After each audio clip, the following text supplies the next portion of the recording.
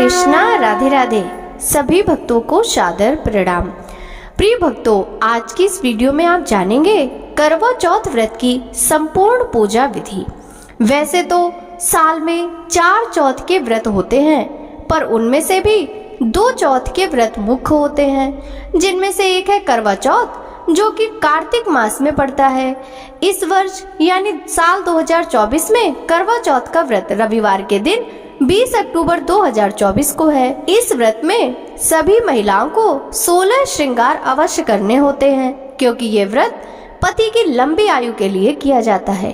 ये व्रत निर्जल उपवास होता है, जिसमें पानी भी नहीं पिया जाता। इसमें कार्तिक मास की कृष्ण पक्ष की चतुर्थी तिथि की पूजा की जाती है, जिसमें करवा माता के साथ गणेश जी की पूजा की जाती है। मान्यता है कि इस व्रत की शुरुआत सरगी से शुरू होती है, जिसमें पत्नी के पीहर से सामान आता है। तो आइए इसकी पूरी विधि क्या है उसे भी जान लेते हैं। करवा चौथ के एक दिन पहले आप मेहंदी जरूर लगा लें। सुबह ब्रह्म मुहूर्त में स्नान आदि कर लें और स्नान करके लाल वस्त्र धारण कर लें। वस्त्र धारण करने के पश्चात 16 श्रृंगार कर लें। इसके बाद अपने साफ हाथों से मंदिर की दीवार पर गेरू से करवा माता का चित्र बना ले, या फिर बाजार में मिलने वाला करवा माता का चित्र भी आप उपयोग कर सकते हैं। माता के चित्र पर आप चुनरी भी उड़ा सकते हैं। उसके बाद एक मिट्टी का करवा लेंगे और उस करवे के गले में 3 बार मौली बांध देंगे और उसे सरई से ढक देंगे। करवे में पानी भरने के बाद उसके ऊपर 13 बिंदियां रोली से करवा पर लगा देंगे और माता के एक तरफ रख देंगे। अब एक गिलास में चावल भरकर उस गिलास को भी मौली से बांध ले। यदि आपके पास गेहूं नहीं है तो आप चावल का भी उपयोग कर सकते हैं। उन गेहूं में अपनी इच्छा से 50 रुपए या 100 रुपए रख सकते हैं। इस गेहूं के गिलास को आपको किसी भी जरूरतमंद औरत को दे देना है। इसके बाद आप करवा माता की फोटो में जो है सबको तिलक लगाएंगे। उसमें सबसे पहले आप गणेश जी को तिलक लगाएंगे।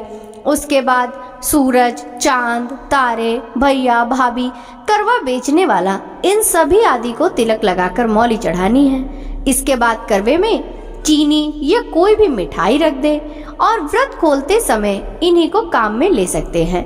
यदि आपके पास फूल आदि हो तो करवा माता को फूल चढ़ा दे।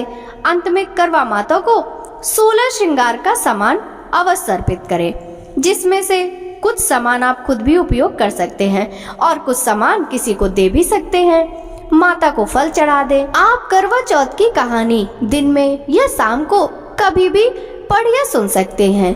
करवा चौथ की संपूर्ण कथाएं आपको हमारे चैनल पर मिल जाएंगी, तो उन कथाओं को जरूर श्रवण कीजिएगा।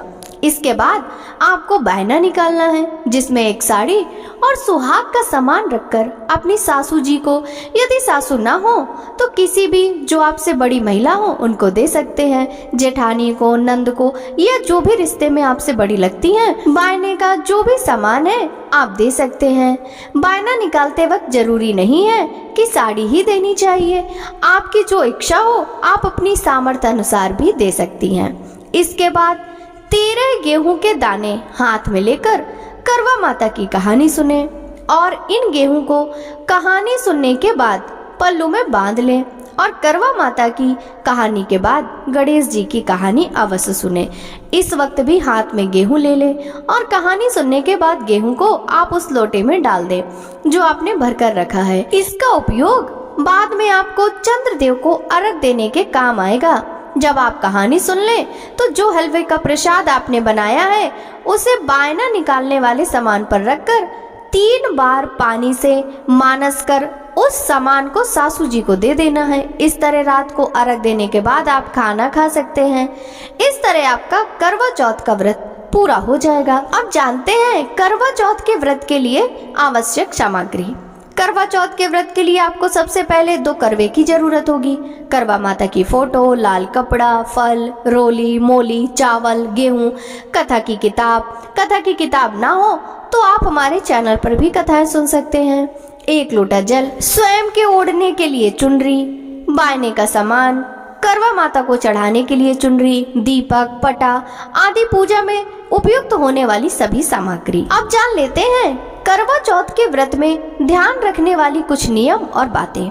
जो भी महिलाएं करवा चौथ का व्रत रखती हैं, उन्हें अपनी वाणी पर संयम रखना चाहिए, यानी व्रत के दिन गलत वचन मुख से नहीं बोलने चाहिए। ब्रह्म मुहूर्त में ही उठकर स्नान करना चाहिए। शंकर भगवान और पार्वती मैया की पूजा करनी चाहिए। ब्रह्म मुहूर्त में उठकर पूजा करते समय व्रत का संकल्प लें और संकल्प करने के लिए आप हाथ में जल लें और अपना नाम बोले, गोत्र बोले, जगह का नाम बोले जहां आप निवास करते हैं, और बोले कार्तिक मास में मैंने ये व्रत अपनी पति की दीर्घायु के लिए मैं ये व्रत कर रही हूँ, और जल को छोड़ दे। इसी तरह से व्रत करने पर विशेष फल की प्राप्ति होती है। महिलाओं को इस व्रत में लाल रंग की साड़ी पहननी चाहिए और 16 श्रृंगार करना चाहिए। सिर्फ शुभ मुहूर्त में ही कथा पढ़नी और सुननी चाहिए। रात को चंद्रमा को अर्घ देकर पति को देखकर ही जल ग्रहण करना चाहिए। बहुत सारे भक्तों का यह भी प्रश्न होता है कि अगर करवा चौथ के दिन चंद्रमा ना दिखे तो चंद्रमा को अर्घ कैसे दे, पूजा कैसे करें। तो प्रिय भक्तों, अगर चंद्रमा बादलों में छिप गया है तो आप शुभ मुहूर्त में पूजा कर सकती हैं। अगर चांद ना दिखाई दे तो भगवान शिव के मस्तक पर विराजमान चंद्रमा के दर्शन करें और चंद्रमा की पूजा करके क्षमा याचना करें। चंद्रोदय के समय चांद निकलने की दिशा में मुंह करके पूजा करें और मन में लक्ष्मी जी का ध्यान करते हुए पति की पूजा के बाद भोजन करना चाहिए। चंद्रमा की आकृति के दर्शन करके भी व्रत का पारण कर सकती हैं। चौकी पर लाल कपड़ा बिछाकर उस पर चावल से चांद की आकृति बना लें। ओम चतुर्थ चंद्राय नमः का जाप करके चंद्रमा की पूजा करें, फिर व्रत का पारण कर लें। इसी प्रकार आप चंद्रमा की पूजा कर सकते हैं, या फिर आप किसी भी रिश्तेदार को फोन करके फोन के द्वारा चंद्र का दर्शन कर सकते हैं। जिस भी प्रकार से आपको चंद्रमा का दर्शन प्राप्त हो, आपको उस प्रकार से चंद्रमा का दर्शन करके अर्घ देकर अपने व्रत का पारण कर लेना चाहिए। आशा करती हूँ कि आपको इस वीडियो से मिली जानकारी पसंद आई होगी। वीडियो अच्छी लगी हो तो लाइक जरूर कीजिएगा।